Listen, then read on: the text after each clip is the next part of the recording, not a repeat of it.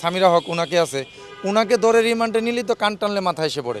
যেহেতু হত্যা মামলা হয়েছে, তদন্ত চলতেছে, তাদের গ্রেপ্তার করাটা জরুরি। গ্রেপ্তার না হলে তাদেরকে জিজ্ঞাসাবাদ করবে কিভাবে? হত্যা মামলা যেহেতু হয়েছে 30 বছর পর, তাহলে এখানে আসামিদেরকে ধরা খুবই জরুরি ছিল, ইম্পর্টেন্ট। এখন আসামিদের ধরে নাই, কিংবা আমরা যখন আজকে একটা নিউজ দেখলাম যে দেশ থেকে নিষেধাজ্ঞা দিয়েছে, দেশ থেকে নিষেধাজ্ঞা তো দিতে হয় না ভাই। আসামি হত্যা যে হয়েছে কোর্টের পর্যবেক্ষণে মানে স্পষ্ট। এখন শুধু জাস্ট তদন্ত করে তাদেরকে কারা কারা ছিল ওইটাই সাব্যস্ত করার বিষয়, আমার যা মনে হয় বিচারকের যে বিশ্লেষণ। তো এখন এসে দেখি যে ওনারাই মানে কনফিউজড, একজনের কথা বলতেছেন, তাহলে কি অথেন্টিক কোনো নিউজ না এটা? যদি নাও হয়ে থাকে, আমি বলতে চাই সারা বাংলাদেশের সালমান ভক্তরা আমাকে বিভিন্ন কমেন্টসে বিভিন্ন মেসেঞ্জারে একটা কথাই বলতেছে যে আসামিরা এখন কেন গ্রেপ্তার হচ্ছে না। ওনারা হতাশ সারা বাংলাদেশের সালমান ভক্তরা। যদি গ্রেপ্তার যদি না হয়, তাহলে আমরা আগামী সপ্তাহ থেকে অবশ্যই আন্দোলনে নামবো। আর আমরাও চাই না বাংলাদেশে এখন যে কান্ট্রি কাল চলছে, সেই মুহূর্তে আমরাও এসে 500-700 1-2 হাজার মানুষ ঢাকা শহরে একটা রাস্তায় বসে একটা মানববন্ধন করব, একটা গ্যাদারিং করব। আমরাও ঢাকা শহরে বসবাস করি, আমরাও বিভিন্ন সময় বিভিন্ন মিটিং মিছিলের বিরোধিতা করি যে কেন আমাদেরকে কষ্ট দেয়, জ্যামে বসে থাকি। আমরাও চাই না যে এই ঢাকা শহরের যারা এই গ্যাঞ্জামের মধ্যে থাকে কষ্ট না দিতে।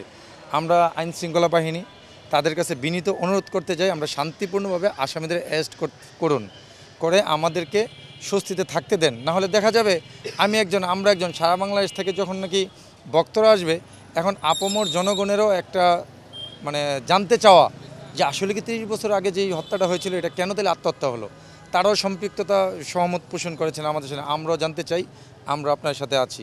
তখন একটা সর্বস্তরের জনগণের যদি একটা রাস্তায় নেমে গ্যাদারিং করি, এটা মনে হয় আমরা চাচ্ছি না। সালমান ভক্ত হিসাবে 30 বছর পরে যেহেতু আমরা পেয়েছি, আমাদের অসন্তুষ্টিটা এই জায়গায়, আমাদেরকে যেন আসামিদেরকে গ্রেফতার করে, বিশেষ করে মেন আসামি যে আছে অন্তত ওনাকে অ্যারেস্ট করুক। সামিরা হক উনাকে আছে, উনাকে ধরে রিমান্ডে নিলেই তো কান টানলে মাথায় এসে পড়ে।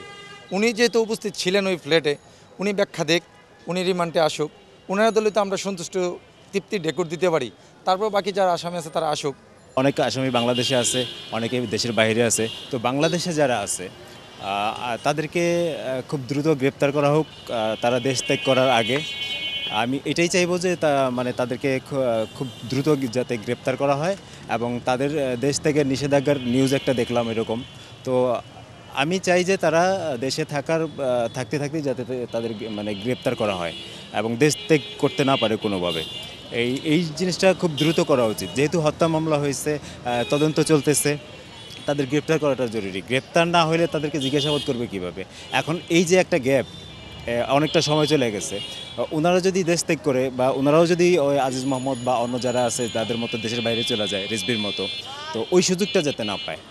দ্রুত গ্রেপ্তার করা হোক এবং একদম পুরোপুরি তদন্ত প্রক্রিয়া শুরু হোক। যেহেতু পুলিশ তদন্ত করতেছে, তাদের উপরে আইনের উপরে আমাদের পূর্ণ আস্থা আছে। একটাই অনুরোধ, যাতে তারা কোনো আসামি বাংলাদেশ থেকে পালিয়ে যেতে না পারে, তাদেরকে আইনের কাছে যাতে সোপর্দ করা হয় এবং গ্রেপ্তার করা হয়। এবং আমাদের ভক্ত যারা আছে তারা যদি তাদের কোনো ইনফরমেশন পায়, তারা যাতে প্রশাসনের সাথে যোগাযোগ করে, অথবা তারা ব্যক্তি উদ্যোগে যদি তাদেরকে ধরতে পারে, আমি আশা করব তারা যাতে কোনো ধরনের সহিংসতা ছাড়া, কোনো ধরনের চর্চা ছাড়া, কোনো উল্টাপাল্টা কোনো কিছু ছাড়া তারা যাতে প্রশাসনের সহায়তায় তাদেরকে পুলিশের কাছে সোপর্দ করা হয়। এটা আমার চাওয়া। ধন্যবাদ।